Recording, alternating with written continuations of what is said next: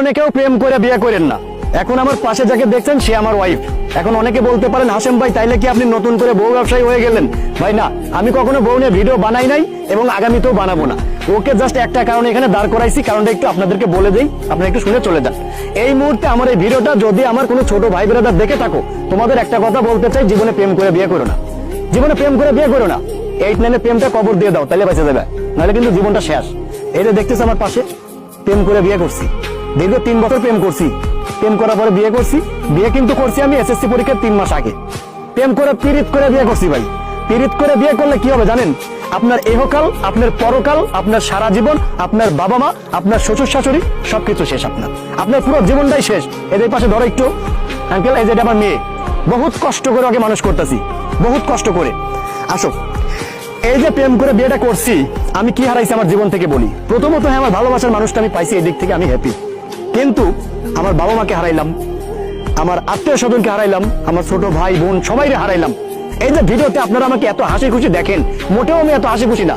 হ্যাঁ, আপনারা বলতে পারেন আমি দক্ষ একজন অভিনেতা, আমি অভিনয়টা করতে পারি, কিন্তু আমি মোটেও হাসি খুশি না। যে ভিডিওটা আপনারা দেখেন সেগুলো আমার অভিনয় থাকে ভাই।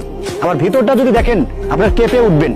এসএসসি পরীক্ষার 3 মাস আগে বিয়ে করছি, বর্তমান বিয়ে পাস করছি সম্পূর্ণ নিজের উপার্জনে। এসএসসি পরীক্ষার 3 মাস আগে বিয়ে করেছিলাম, ওই এসএসসি পর্যন্তই বাপ মা খরচ দিয়েছে, তারপরে আর দেয় নাই, একটা পয়সা দেয় নাই। সম্পূর্ণ নিজে উপার্জন করে, গার্মেন্টসে চাকরি করে, বিভিন্ন কাজকর্ম করে আমি আমার পড়াশোনা শেষ করেছি এবং ওয়াইফ এবং বাচ্চাকে মানুষ করেছি। কেন?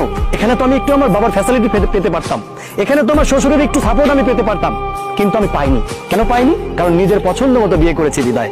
এই যে ওয়াইফ, অপারেশন করার জন্য 35,000 টাকার প্রয়োজন, কেউ আমাকে সাপোর্ট দেয়নি। আমার বাবা মা বলেন, আমার শাশুড় শাশুড়ি বলেন, কেউ না।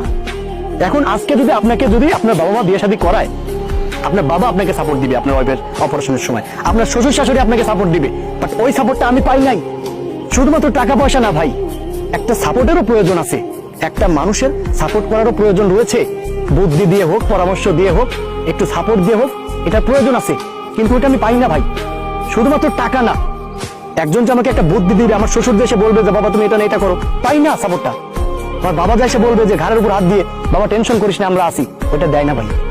সবকিছু নিজেরই করা লাগে, নিজেই উপার্জন করতে হয়, নিজেই পরিবার চালাতে হয়, নিজেই বউরে অপারেশন করানো লাগে। কষ্ট করে টাকা উপার্জন করে 25,000 টাকা প্লাস অপারেশন করছে 2 দিন আগে, অপারেশনটা ভালো হয় নাই, ওই অপারেশনটা আবারও করানো লাগবে। এটা কিন্তু ডাক্তারদের সিন্ডিকেটের কারণে। ডক্টর গেছে সিগারেট খাইতে, অ্যাসিস্ট্যান্ট দিয়ে অপারেশন করাইছে, অপারেশনটা ভালো হয় নাই, আবারও করতে হবে, এবার লাগবে ডবল টাকা। টাকাটা কে দিবে আমাকে? আগের বার অপারেশনের সময় আমার জীবন বের হয়ে গেছে, ওষুধ